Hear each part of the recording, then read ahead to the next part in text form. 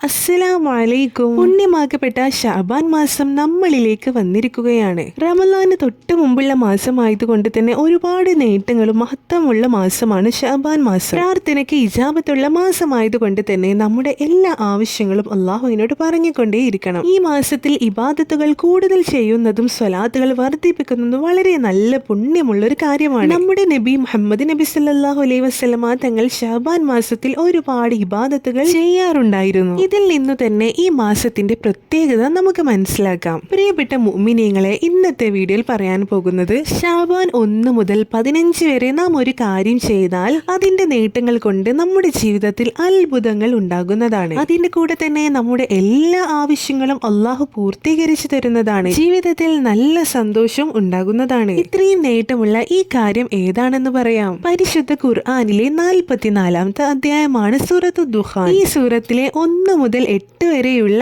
ആയത്തുകൾ ശഅബാൻ 1 രാവ് മുതൽ 15 വരെ തുടർച്ചയായി ഒരു ദിവസം പോലും മുടങ്ങാതെ ഓതുക. ശഅബാൻ 1 മുതൽ 15 വരെ ഇശാ നിസ്കാരം ശേഷമാണ് ഈ ആയത്തുകൾ ഓതേണ്ടത്. 1 രാവ് മുതൽ 14 രാവ് വരെ 14 രാത്രി വരെ ഈ ആയത്തുകൾ 15 തവണയാണ് ഓതേണ്ടത്. ശഅബാൻ 15 രാത്രി അഥവാ ബറാഅത്ത് രാവിൽ 30 തവണയാണ് ഈ ആയത്തുകൾ ഓതേണ്ടത്. ഇങ്ങനെ മുടങ്ങാതെ ഓതി വന്നാൽ നമ്മുടെ എല്ലാ ഉദ്ദേശങ്ങളും ആഗ്രഹങ്ങളും വളരെ വേഗത്തിൽ തന്നെ നിറവേറി കിട്ടുന്നതാണ്. കാരണം ഇത് ദുആക്ക് ഉത്തരം കിട്ടുന്ന മാസമാണ്. അതുകൊണ്ട് തന്നെ ഇന്നു മുതൽ എല്ലാവരും ഈ ആയത്തുകൾ 15 വരെ ഓതുകട്ടോ.